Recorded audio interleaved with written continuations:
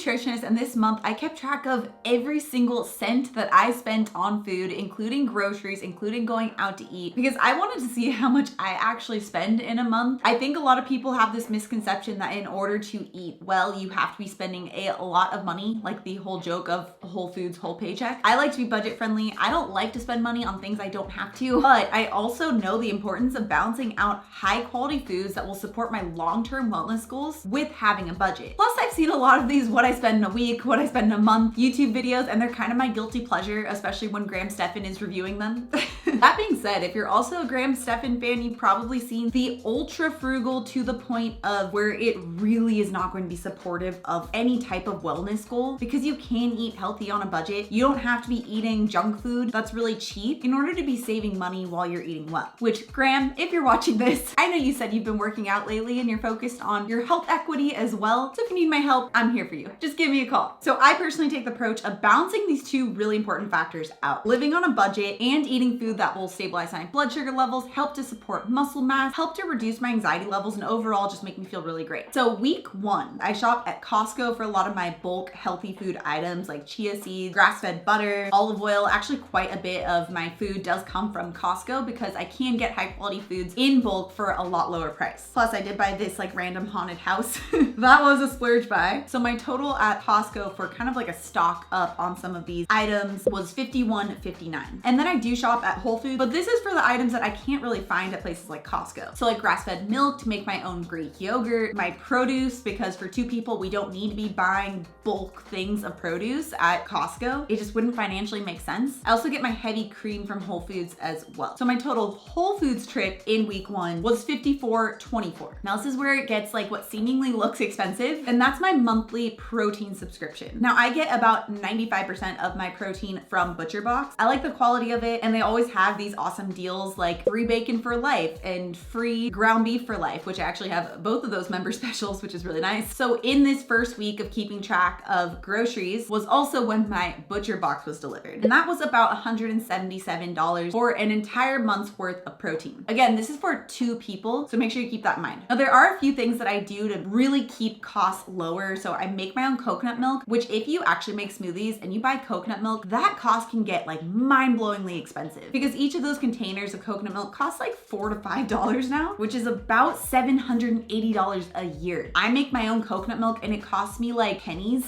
to make per serving, so that's pretty much nearly like a $750 savings a year. Or I will just make my smoothies with water, which is actually better than it sounds. I also make my own Greek yogurt, which I've done the calculation in the past, and it does save me about $450 a year. So just with that alone, I'm saving like $1,200 a year. Realizing I forgot to mention that we did also ride our bikes to Whole Foods on Saturday to buy some extra ingredients for a really awesome homemade dinner. There was like that one annoying specialty ingredient that made like the overall grocery bill more expensive, and that ended up totaling to be $19.07. But with the first week from Costco, from Whole Foods, as well as my ButcherBox, it totaled at $302.90. That's total, but per person, it's about $151.41. Now, if you guys are liking this video so far, it would really mean the world to me if you gave this video a thumbs up. It's a free way to support the channel so I can make more videos just like this. Thank you, and back to the video. Okay, so week two, I decided to test out Sprouts. We're fairly new to this neighborhood. We only moved here about like a year and a half ago, and I didn't even realize there was a Sprouts here, but my dad told me like they had some really good savings. So I was like, all right, I'll check it out. So immediately at Sprouts, I already had an impulse buy, and it was the spaghetti squash. It's because the deal just looked so good, I had to get it, and spaghetti squash lasts so long. Like it doesn't go bad very quickly, so I was like, all right, I'm gonna use this. It'll be fine. But I got a lot of the same types of things that I normally get at Whole Foods at Sprouts for the week. So like produce. I also got some cottage cheese, and that trip was $47.04. Now I also bought some food on Amazon, and this is because I do cook a lot, so I go through a lot of spices and herbs. I've recently found out that if you buy spices and herbs in bulk, the savings is also mind-blowingly insane. So I got organic ground ginger and turmeric for about $14.49 and then $12.29. So these are huge bags that will last me probably the entire year. And then I did have to make a trip back to Whole Foods because I forgot to get my milk that I needed to make my yogurt. So that plus I also did get cream was another $23.26. Now week one, we actually did not go out to eat, but week two we did. I personally really like to cook, so even on the weekends I usually will cook, but we also live in Santa Barbara where the food is just amazing here. So we did go out to eat, and it was about $40 for myself and Trevor. And then on Saturday I called our Hobbit feast day. today because when usually I'm testing out like a new recipe that takes a little bit more time and it's just fun for me to make. So we actually did like this epic slow roasted chuck roast. Oh my gosh, it was so good. And so I did have to buy the meat for that because I did not get that in my butcher box, and I did have to buy a few other ingredients. The total was $37.04, but I did make that for myself as well as my parents, so we split the cost, and it was actually about $18.54 each. So by the end of week 2, I totaled at $155.62, but per person it was about $77.81. Okay, so week 3, it was Costco time again. I didn't realize how often I actually go to Costco until I was filming for this video, but it's because things run out at different times. So in a dream world, everything that I buy in bulk would run out at the exact same time, so I only have to go to Costco like once a month or once every other month, but some things run out in like 2 weeks, some things run out in 4 weeks. This time we ran out of olive oil and butter, just to name a few things. So that was another $59.95 spent at Costco.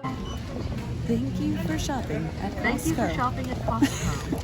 Closely. Please remove all. So then was our Whole Foods trip where we got the usual milk, cream, produce, but I also had to buy some sausage because I was testing out a new recipe, and I had to buy extra cream because we did have family in town and I knew that they would want a lot of cream for their coffee, so I had to get an extra one of those. So at Whole Foods, that was about $58.26. And then since family was in town, we actually did not go out to eat that week either. We just ended up making a lot of really awesome meals. It was fun. And we had everything in the house, so I didn't need to go back to the grocery store to buy more. So the total for week 3 came in at about $118.21 or $59.11 per person. So week 4 was a fun one because we still had our usual Whole Foods trip where I did have to get produce and milk and cream. So that was about $46.12. But we also went apple picking that weekend and ended up having dinner or like a dinner at the actual farm. It was amazing. Oh my gosh. We had this like beef pie thing that instead of regular crust had like a potato crust. It was one of those like weekend treat meals. So good. But between the apples that we picked as well as the dinner that we had, we spent about $38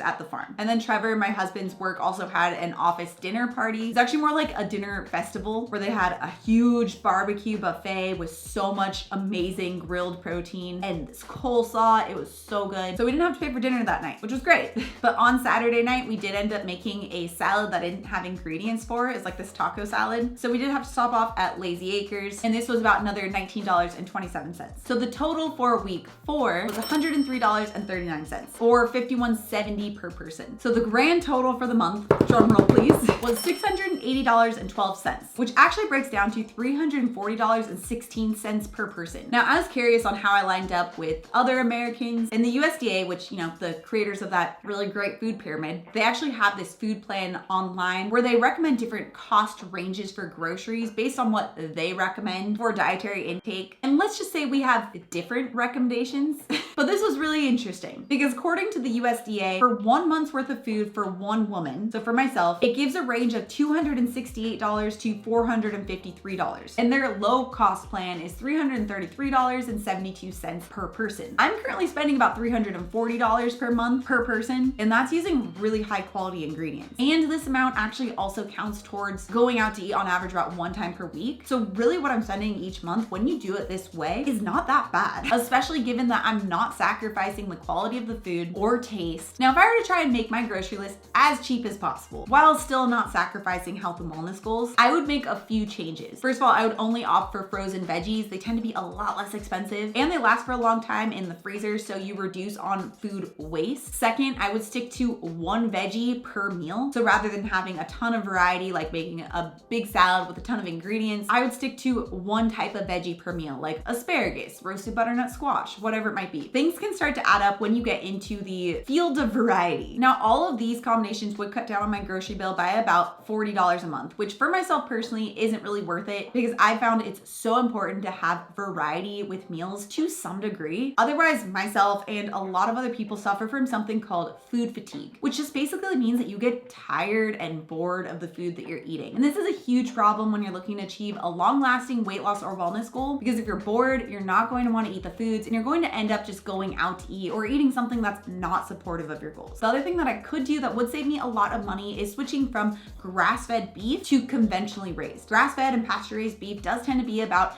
$2 to $4 a pound more than conventionally raised beef. So if you are eating more of an animal-based diet, this could really start to add up. This also is something that I'm personally not willing to sacrifice because of the health and environmental perks. Grass-fed beef is more nutritious. It's also better for the environment because grass-fed cows can sequester carbon back into the earth and ultimately help to lower emissions. But this is one where it is a highly personal choice. If you want to make that switch to conventionally raised, I would at least recommend going organic. That one switch could help you to save quite a bit of money on your grocery bill. In my various meal plans, I try and use a lot of the same ingredients throughout the week so that there is some variety within the meals, but you're not having to buy like a ton of different ingredients for every single meal. I hate when cookbooks have like one specialty ingredient where I'm like, oh cool, that's a $25 ingredient I'm gonna use once.